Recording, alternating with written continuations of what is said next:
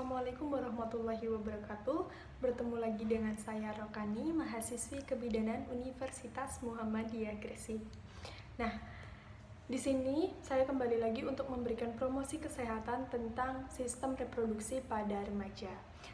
Sebelumnya, ada yang tahu belum apa itu sistem reproduksi? Nah, menurut WHO 2006, kesehatan reproduksi sebagai status kesehatan fisik, mental, dan sosial, di mana tidak hanya bebas dari penyakit dan cacat, tetapi meliputi semua aspek yang berhubungan dengan sistem reproduksi, fungsi, dan prosesnya, baik pada laki-laki ataupun perempuan, agar dapat bertanggung jawab, menjaga, dan memelihara organ reproduksinya. Nah, kemudian bagaimana sih Kak cara merawat organ reproduksi? Yang pertama, pakaian dalam dan celana dalam atau CD itu minimal ganti 2 kali dalam 1 hari. Jadi buat kalian yang nggak mood, yang males buat mandi seharian, seenggaknya kalian itu ganti CD 2 kali dalam 1 hari. Kemudian bahan yang digunakan untuk celana dalam ini harus menyerap keringat, seperti bahan katun. Kemudian yang ketiga, pakai handuk yang bersih, kemudian tidak berbau, kering, dan tidak lembab. Yang terakhir untuk perempuan, ini setelah BAK, cara ceboknya ini dari atas ke bawah, bukan dari bawah ke atas. Jadi misalkan gini ya, ini kan kita kan kebiasaan dari bawah ke atas, bukan dari atas ke bawah. Sebenarnya yang benar itu dari klitoris sampai anus, bukan dari anus sampai klitoris. Jadi dari klitoris sampai ke anus gitu. Kemudian setelah itu untuk laki-laki ini sangat-sangat dianjurkan untuk sunat atau khitan. Jadi karena agar terhindar dari penyakit kanker penis dan juga kanker leher rahim pada istrinya. Jadi bukan bahayanya itu bukan hanya untuk kalian sendiri, bukan hanya untuk kamu sendiri, tetapi juga untuk istri kamu nantinya.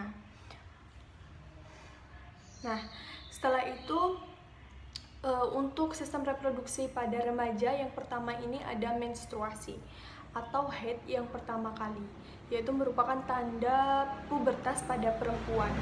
Nah, menstruasi itu sendiri yaitu peluruhan lapisan dalam dinding rahim atau endometrium yang banyak mengandung pembuluh darah, terjadi setiap bulan, berlangsung 5-7 hari itu normalnya. Nah, umumnya menstruasi ini berlangsung sampai umur 50 tahun. Jadi setelah berhentinya menstruasi ini bisa disebut dengan menopause. Nah, biasanya perempuan akan merasakan kram atau sakit atau nyeri saat menstruasi. Ini bisa disebut dengan disminor. Bagaimana sih Kak cara mengurangi rasa nyeri saat disminor ini? Yaitu yang pertama bisa dikompres dengan kompres hangat, kemudian istirahat yang cukup, olahraga terutama berjalan.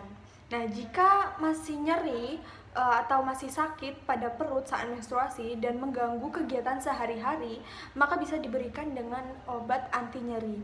Untuk obatnya ini kalian bisa minta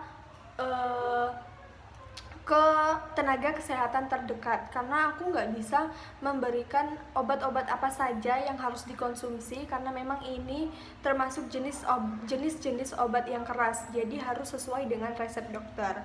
Kemudian bisa mengkonsumsi tablet penambah darah untuk menstruasi. Jadi pada saat menstruasi ini kalian mengkonsumsi tablet penambah darah 1 kali dalam 1 hari. Jadi misalkan nih kalian menstruasi 7 hari, jadi 7 tablet untuk 7 hari. Misalkan kalian menstruasi 5 hari, kan masih ada 2 hari lagi nih, masih ada 2 tablet. Jadi kalian selesaikan saja untuk minum tablet penambah darahnya untuk 2 hari ini nanti.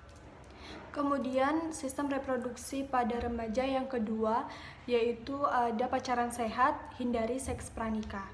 Apa sih Kak seks pranikah ini? Nah, jadi seks pranikah ini suatu hubungan seksual yang dilakukan pada mereka yang belum menikah. seks pranikah bagi perempuan yang sudah mengalami menstruasi ini bisa menyebabkan kehamilan apabila mereka melakukan hubungan seksual.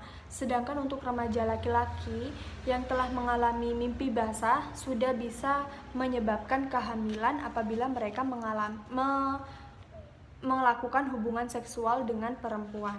Nah, jika melakukan hubungan seksual dan kemudian tertular, kemudian menularkan penyakit atau infeksi yang menular seperti HIV/AIDS ini, serta beresiko kehamilan dan persalinan.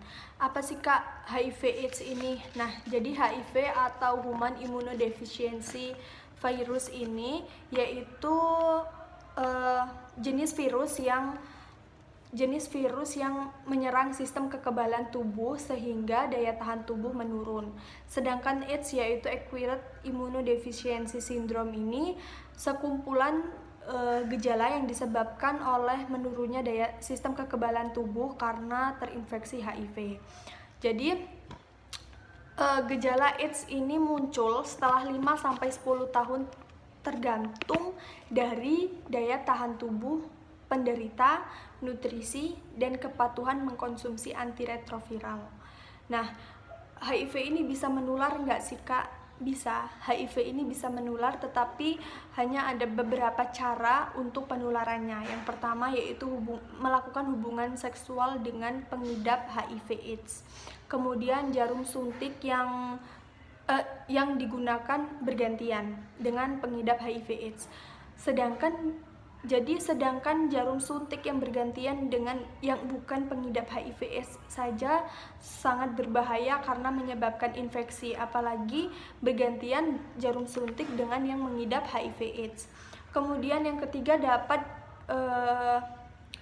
ditularkan melalui ibu ke bayinya ketika di dalam kandungan, dapat ditularkan melalui proses persalinan atau menyusui.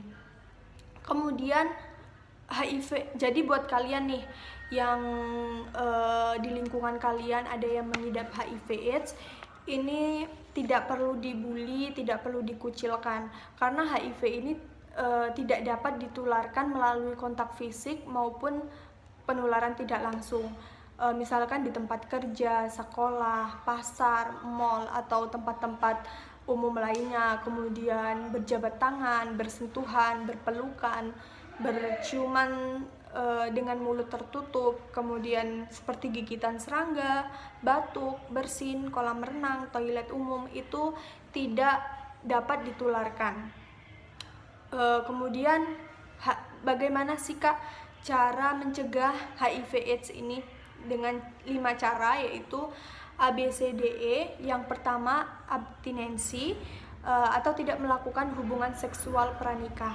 Kemudian yang B, be hateful, yaitu saling setia, hanya berhubungan berhubungan seksual dengan suami ataupun istrinya saja. Kemudian kondom, yaitu menggunakan kondom terutama kelompok resiko tinggi seperti pengguna nafza suntik, remaja seksual aktif. Kemudian yang D yaitu drug, tidak menggunakan nafza terutama nafza suntik.